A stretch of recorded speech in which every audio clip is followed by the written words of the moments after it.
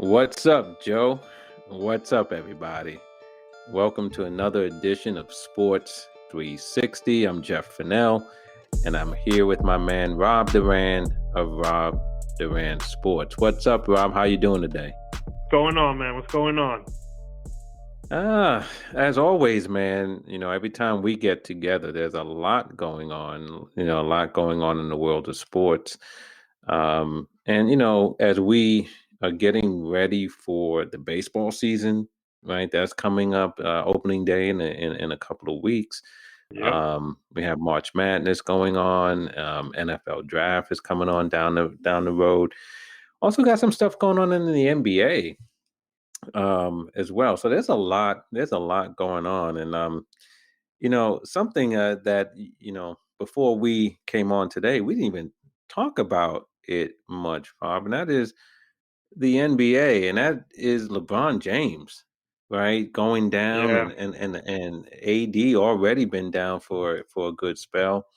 Um, and the Lakers, man, for a long time, the top team in the West, and they're now in the third or fourth spot, right? And so the Lakers are going to need LeBron to heal quick, because right now I just can't see them competing with both LeBron and AD out of the lineup.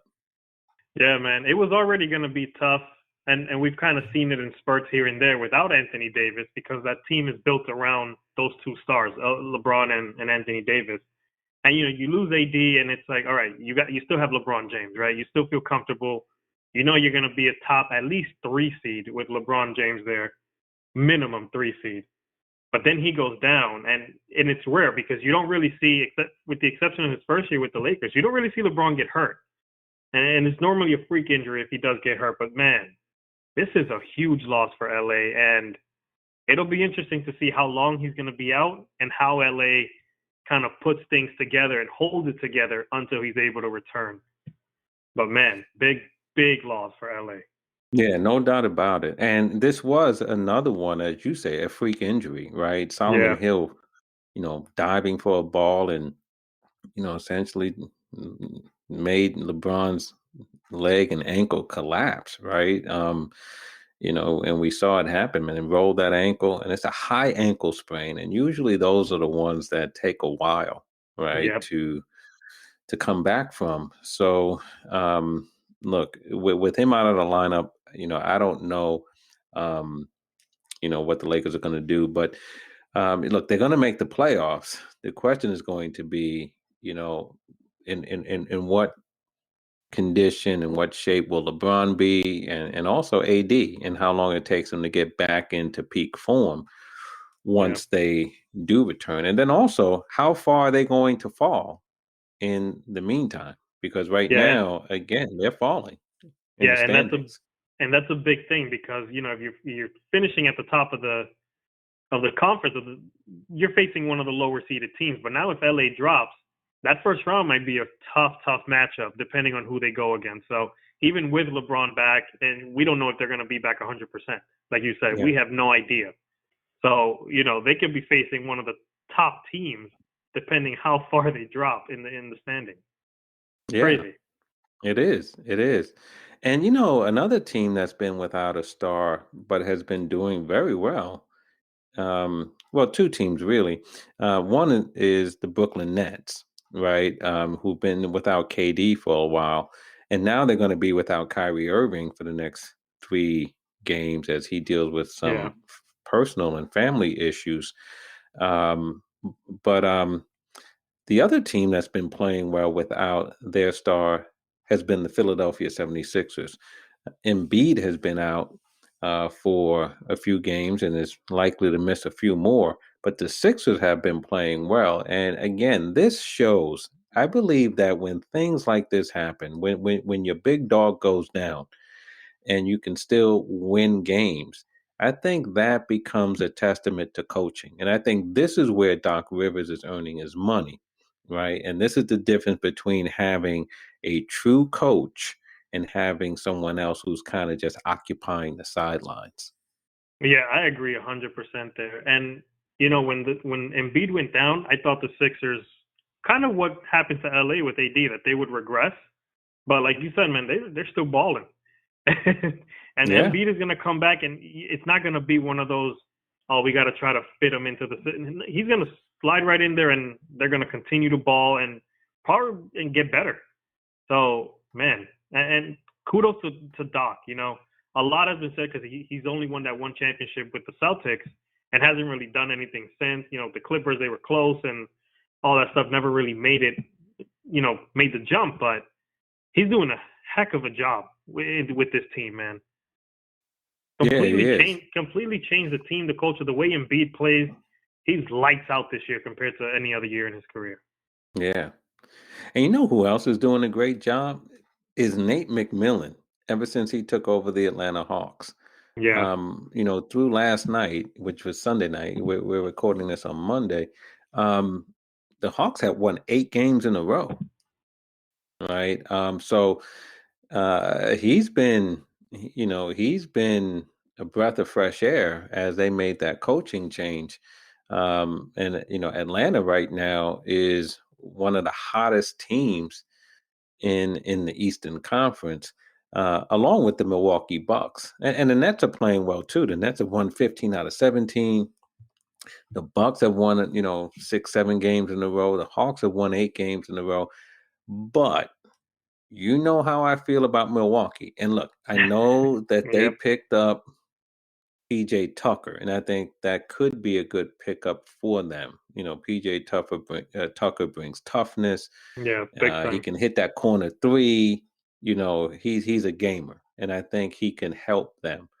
But I'm not going back on what I said about Milwaukee a couple of weeks ago. I think their window for winning a championship has closed shut. I know they got, you know, Giannis, and now they got Tucker, and they got, you know, Chris Middleton and all the rest of that. But nah, until I see it, I won't believe it.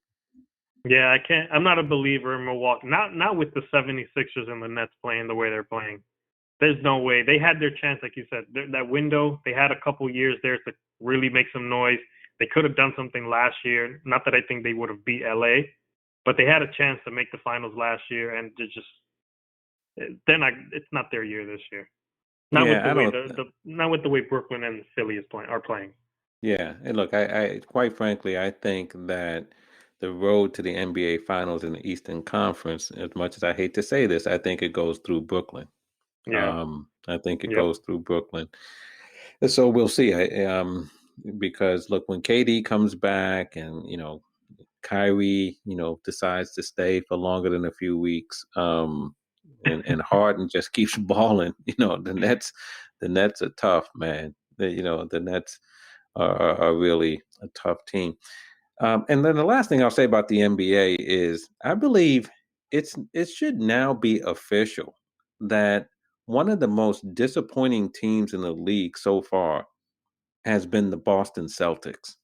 And Big I time. know they've had Yep. some injuries. Marcus Smart has been out for a while, and they've had some injuries, and Kemba Walker had been out for a while, and so they haven't been able, perhaps, to develop the chemistry that they need to or want to. But Tatum's been balling. Jaylen Brown was balling for a while, but it seemed like after the Yeah. All-Star break, he kind of hit a little bit of a slump. But overall, the Celtics, man, have been scuffling. Yeah, and I'll do you one better. I think they've been one of the more disappointing teams over the last few years because the Mm. level of talent that roster has had, you know, even with Kyrie, after Kyrie, whatever you want to say, they have to do something. We're talking about windows of opportunity here. I think theirs is, even though they have young stars, Jaylen Brown, Jason Tatum. I think Tatum is going to be, you know, MVP candidate in a few years, maybe as soon as next year. But man, they have to do and they have to do something. And I think going back to the 76ers, the coaching thing, maybe they need to make a change at the coaching level and bring somebody else in that can get the best out of this roster because man, there's just too much talent there to be a 500 team. Yeah, I was kind of thinking the same thing. I was wondering if this was a situation where that new voice is needed. You know, every now and Yeah. then in different sports, you hear that the players just need a new voice, right? Yeah. That the coach has been there for a while, and maybe there's been some success for a while, but you just sort of plateau. And I don't know if that's what's happened with Boston, because I do think the injuries have something to do with it. I also think that their five spot, is not their strength. You know what I mean? And not that you need, an Embiid on every team, but I just think they have some guys there that are very limited. And so I think that ends up hurting them a little bit. But, let's see what the rest of this season brings. But if they don't turn it around, I don't expect them to make a deep run in the playoffs. Not the way they're playing now. They're capable of doing it, but they have to kick it up into another gear. Yeah, they have to click on all cylinders to make a run in the playoffs, man, because like I said, they're talented. They have the Yeah. talent. That's undeniable. But it's just for whatever reason, they just haven't been able to get it going. Yeah. And I don't know what it is, but we'll see if they can turn it around as we head toward the home stretch. NCAAs also are going on, and the only thing I want to say about the NCAAs, Rob, has less to do with what's going on the court, because I think the biggest issue coming out of the NCAA tournament was, weight room gate, right? Yeah, Where the NCAA outfitted the men's teams with a full weight room, and for the women, they had one rack of dumbbells and very little else. And it was only after a social media firestorm kicked up that the NCAA apologized. But here's the thing: the NCAA, crisis management is not their forte, because the not at first all. thing they did was try to say, "Oh well, it was a space issue." So we couldn't do more than this because of space limitations. And then pictures were shown where no doctor, there's plenty of room here Yep. to put in a full weight room. And then they apologized over the weekend. And then just today, Mark Emmert, the president of the NCAA, he comes out and he makes things worse, because he said, and I'm quoting here, he says, the weight rooms that were shown on the videos, those were never intended to be weight rooms. Those were exercise rooms before the kids went on to the court for practice. But once the video's out there, the video's out there. So now they're going backwards and Oh saying Lord. it really wasn't supposed to be weight rooms. Those were just exercise rooms. Listen, your hand was caught in the cookie jar. Yeah. You just need to own it. And the NCAA, it seems, still doesn't want to own it. Give me your take on this, man. What do you think about this weight room fiasco? It's it's disturbing. It's not okay. I don't know what word to even say. It's just not okay, man. And we're talking offline that it's a bigger issue than just the weight room stuff. It's kind of the way that women's sports are looked at. They're looked at inferior. They're less than. And Nick Young, former NBA player, one of the things he said, and he commented on one of the pictures that were posted, one of the videos. He basically said that the women's sports are the JV to the varsity, which is the men's sports. And when I saw that, I was like, this is what a lot of people feel like. And he was the dumb one to say it out loud kind of thing. And it's not okay because a lot of these women, all these women, they work harder than a lot of the men to get where they are, because there's a lack of respect for women's sports. So not only do they have to work hard at their profession, at their sport, etc., but they have to do a little bit extra to gain that respect from everyone around them or the outside world. because women's sports are looked down upon in every sport, not just in basketball, every single sport, every athletic event. Women's sports are looked down on, and that's not okay, man. And the NCAA stuff, I feel like they always get it wrong, no matter what the situation is. But this one, it was terrible, man. Every way you look at it, it's just bad. Yeah. No question about it, Rob. And to me, it's symbolic of how this society treats women, even beyond Yeah, sports, right? yeah, It's symbolic of that. And also, and I've gone on record of saying, I've always have seen, some commonality between how society treats women and how society treats women of color, people of color, because yeah, it's about relegating, or attempting to relegate to a second class or lower status, right? That's what it is, and that's what happens, and that happens with people of color, that happens with women, all across industries.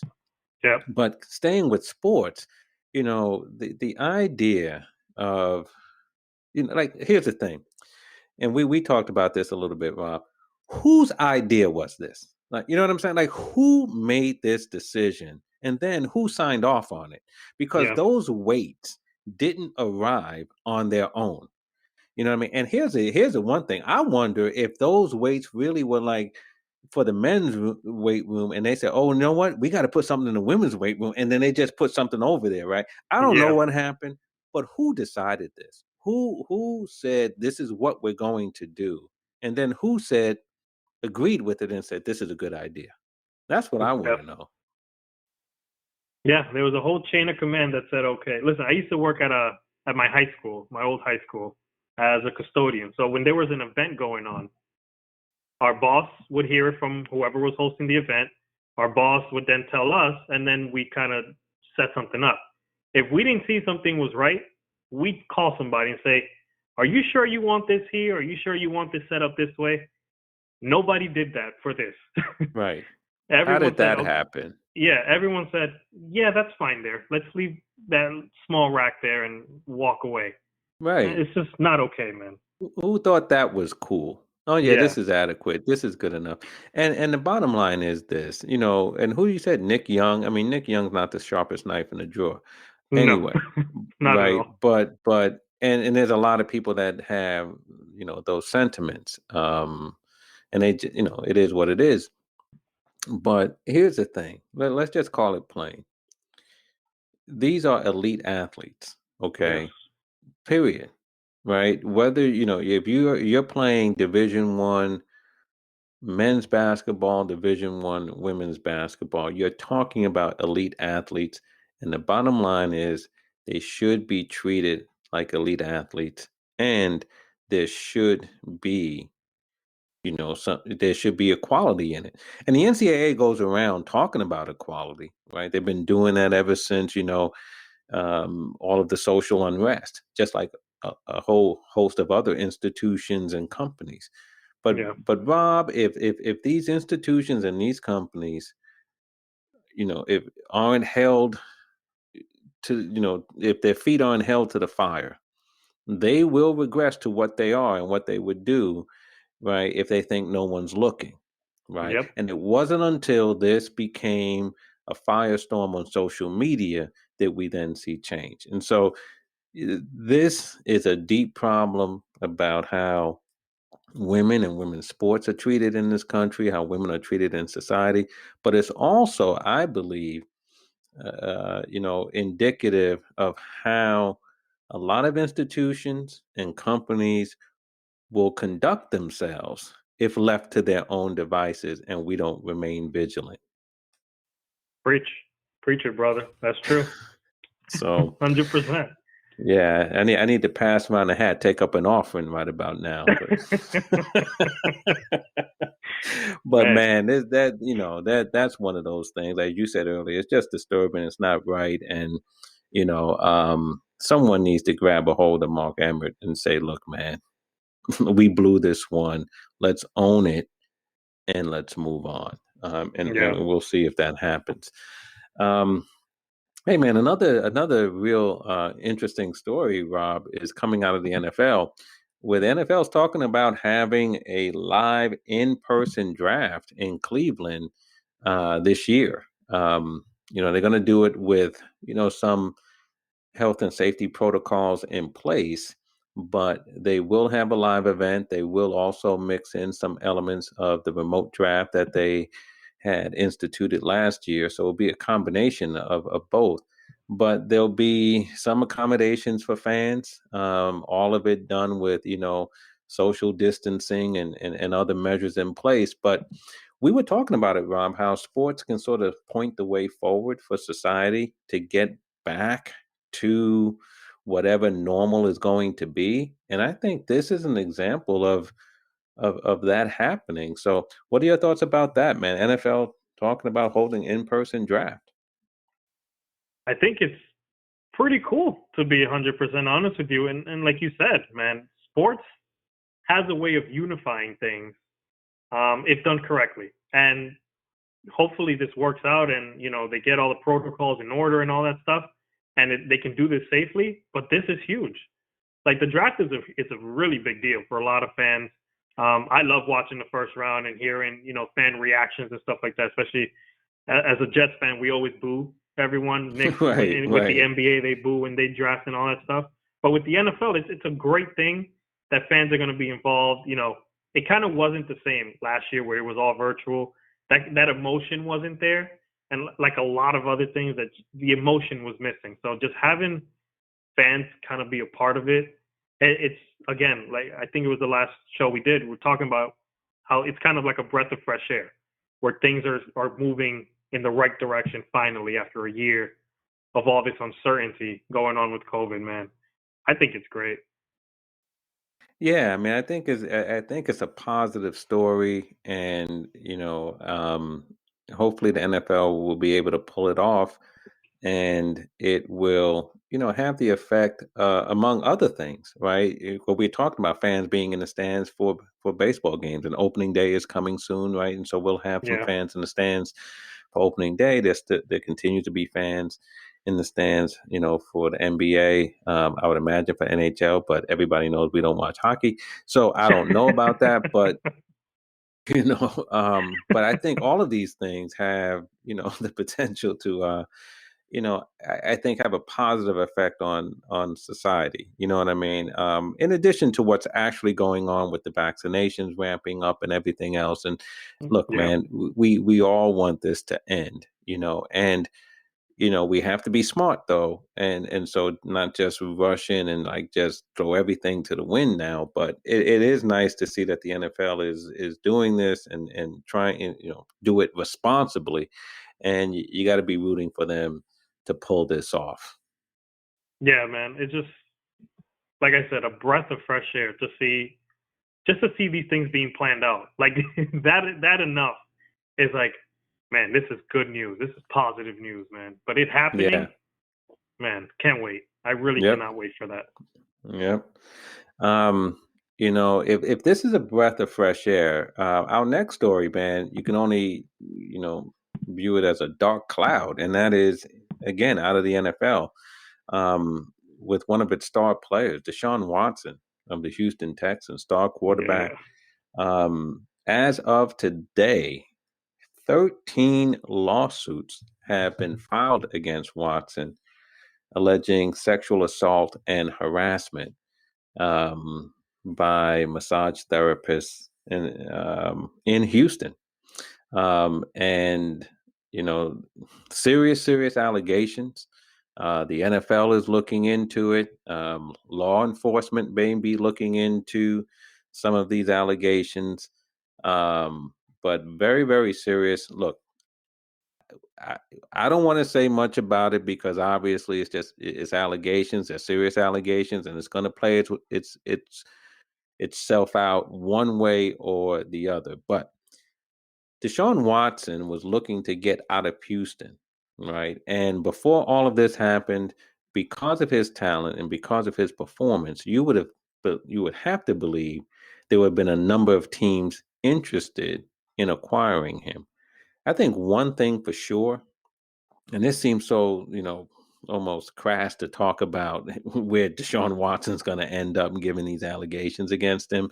But in talking about the game, I don't know if any team is going to touch Deshaun Watson with a 10-foot pole right now. I can't see a franchise bringing him into their city, introducing him to their fan base Yeah. with this dark cloud hanging over his head.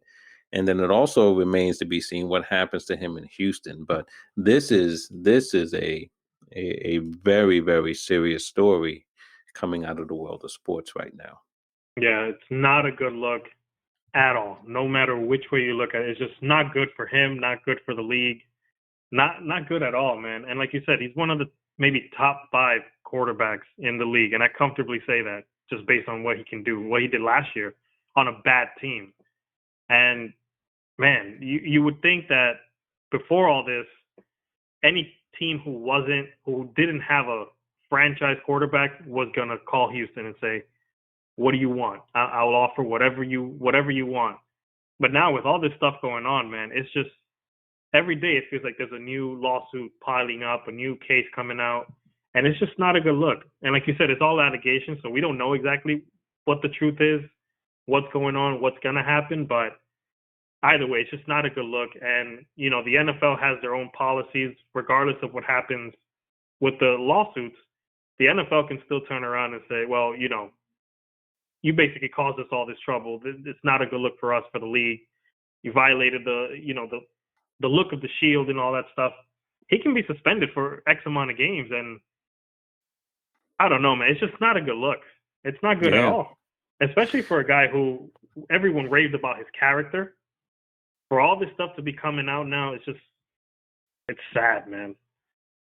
Yeah, it is. And again, we won't know what where the truth lies Yeah, for a while.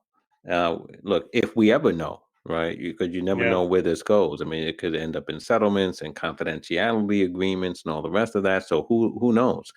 But very, very serious allegations against one of the marquee names in the NFL. And you make a good point that no matter what happens with these lawsuits, that might not be the end of it for Deshaun Watson, because the NFL is looking into this as well.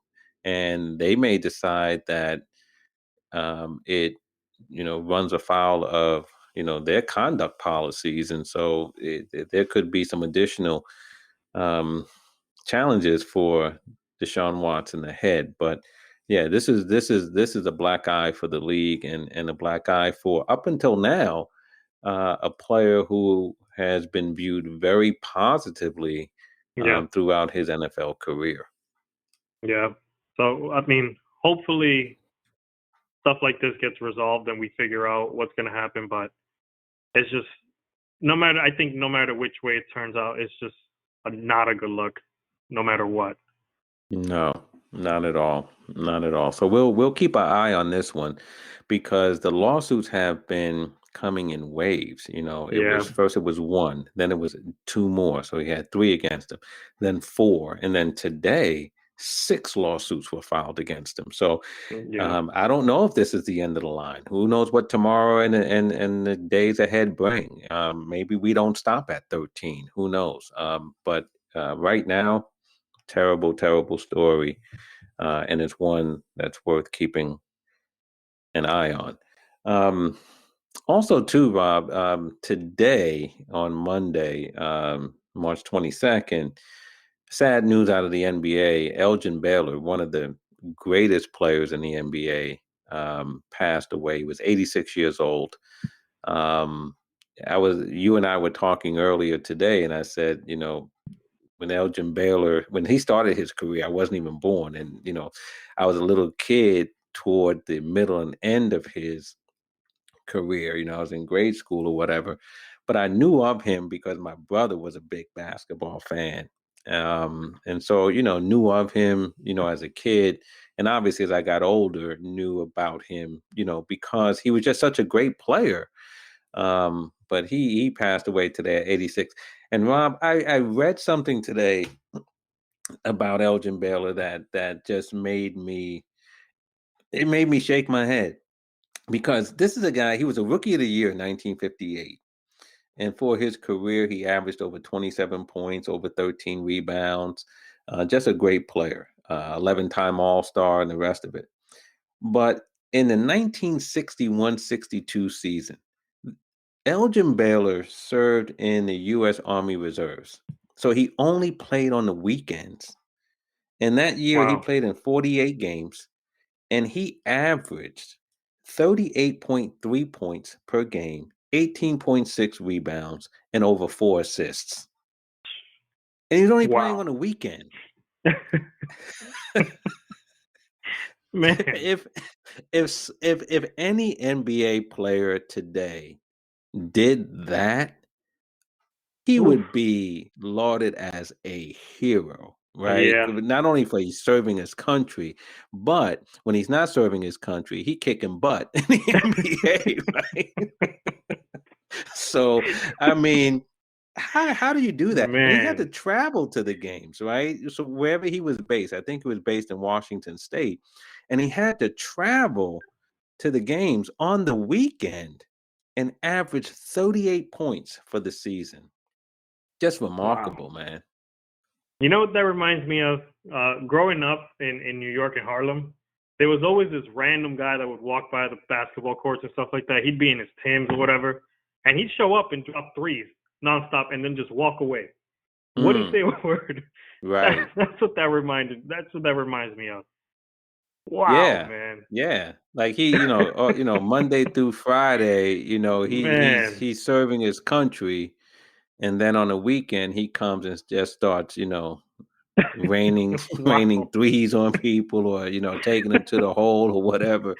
But man, that was something else. And then, and then after his playing career, he spent over Man. 20 years as an executive for the LA Clippers, um, working for Donald Sterling, which had to be tough for him. He actually Yeah. sued the Clippers too for wrongful termination, I believe. I think, he ended up losing that lawsuit, but he did um, file it. And, given what we know about Donald Sterling, you have to believe there was some basis for the filing of that lawsuit. Yeah. But, longtime executive, longtime NBA player, one of the greatest in the game. And, sad to hear that he passed away today at the age of 86. Yeah. And I'm reading a stat right now. It says he was one of just 4 players in history to average at least 25 points a game and 10 rebounds over his career. He averaged Wow. 27 points and 13 and a half rebounds. Yeah. For his career. Yeah. Crazy. Yeah. Wow. Yeah. I mean, and never won a championship, never Man. was able to get that ring, but no doubt one of the greatest players that we've seen in the NBA. So, um, the last thing, Rob, man, that on the plate today is baseball. It's been kind of quiet, man. What do you make of that? I know we're heading toward opening day and all the rest of that, and I would imagine that excitement is going to pick up. But baseball's been kind of under the radar so far. Yeah, and I don't know if that's good or bad, but they've been very, very quiet lately. I'll catch some spring training games here and there, a couple innings, just to see. To be honest, I like spring training games not because I want to see the stars, but I want to see the prospects and stuff like that. I want to see like the end of the roster guys, see who's going to round out the rosters. But all in all, baseball's been really quiet, and I don't know what's going to happen. I don't know either, but I mentioned to you before that I think that as we get closer to opening day, we will see a handful of extensions. Probably headed by Francisco Lindor and the Mets. Yeah. But I think that we will see a handful of extensions, um, particularly among contending teams like the Chicago White Sox. Maybe they'll do something with Lucas Giolito, Lindor with the Mets. Maybe something happens with the Nationals, with Trey Turner or Juan Soto. Yeah. But I think we might see a handful of extensions that are announced right as we are heading into opening day so that these franchises can create some buzz around, the splashy signing. So let's see if that happens. But right now, it's been odd, to have baseball be sort of under the radar right now. But who knows? Maybe that's a good thing because it seems that when baseball is front and center, it's not for good reasons, right? Exactly. So, Well, so we saw how it was trending too much last year, trying to figure out yeah, the season and the battle between the players union and the owners and all that. So yeah, maybe it's a good thing. Let's keep it quiet then. yeah. But I think there's a lot of excitement for baseball coming back. Fans are going to be in the stands, and Yeah, most, if not all, of these major league cities. Um, Unfortunately, Toronto still won't have home games. And I say yeah, unfortunately because they were one of the busier teams this offseason, right? With Springer coming on board, Marcus Simeon, coming on board. Um, they did some work in the bullpen, and, with the Yates and others. So they've done a lot this yeah. offseason. I think And Vlad it's, Jr. is gonna have a huge year this year, man. yeah, right, because they got the talent. Bichette is there. I mean, they have a Yeah, lot of talent, and you know, they don't have the opportunity to play before their home fans, at least to start the season. Maybe that'll change as the season goes along, but hopefully, as we get to opening day, the buzz around baseball will return, and it will be nice. Here on the East Coast, we were talking about it as well. Spring has sprung, so it's been nice to get outside, right? We've had yes. some nice sunny days, some warm days, and I think with baseball coming back, it'll just be fitting for this time of the year. So let's see what happens as we head toward opening day. Yeah, looking forward to it, man. I can't wait. Yeah. Yeah. I mean, look, you're a Yankees fan. I'm a Mets fan. And I think both New York teams have have reason for optimism this Big year. time. The Yankees always seem to be optimistic about their chances. Mets not always, but I think right now certainly the Mets have reason to be optimistic. But listen, that NL East is tough, right? Stacked. Yes. Stacked. Because So Even the Marlins, like I don't think the Marlins will make the playoffs, but they're a pretty talented bunch. They yeah, got some good young pitching. They have some offense. They're gonna disrupt a lot of things in that division. They may not make yeah, the playoffs, but they may keep someone out. yeah. Look, all They're those a teams, talented man. bunch. Yeah, Atlanta's one of the best teams in the league. The Yeah, Nats won the World Series 2 seasons ago. Philadelphia has a lot of talent. The Mets are good or should be good. And like you said, the Marlins. So, there's no easy day at the office when you're playing no. in the NL East. So Somebody has to tell Jacob DeGrom it's only spring training though, because I saw him pitching the other day. I think he thinks it's October, man. The guy is lights out. Wow. he's just remarkable. He really is. And as a Mets fan, I've kind of wondered how long can he maintain this level of excellence, Yeah. and he just seems to keep on going, man. I feel It's like really remarkable. he's gotten better the last few years, which is crazy to say. Yeah, yeah. Well, I hope he continues it, and the Mets can have a strong season. But overall, it'll be good to have baseball back, and so we'll have that coming up soon. So, brother, it's been good to catch up with you, man, and touch on these stories, man. And I look forward to coming back. Especially now as we get into the baseball season, coming back every week, man, to just talk about the latest because there's a lot going on. And I know we've been coming in like every 2 weeks, but we should try to come back every week, man, and just touch upon things because once the season starts, man, it's just going to be a lot to talk about because you figure there's going to be baseball going on, there's going to be NBA basketball going on, Yeah. and then of course there'll be hockey going on too, and so we got to talk about this. You know, it's funny. I think last week something happened in hockey, and I kid you not, and I wrote it down, but I can't remember what it was, and I think I might have thrown the paper out because I was ready to come on this show and say something, and I couldn't find the paper, man. Well, you should know that Phil Bradley calls us hockey haters, so so I think we better leave it alone before we have some, people start throwing some hockey. I'm gonna be walking down the street, someone's gonna throw a hockey puck at me. Man. But anyway, man, we'll come back. We'll look to come back next week, man, and do it all over again. But love talking with you today, man. And there's a lot going on, and a lot will be going on, and we'll come back and we'll be on top of it. So look forward to doing it again with you real soon. Sounds good, brother. Sounds good.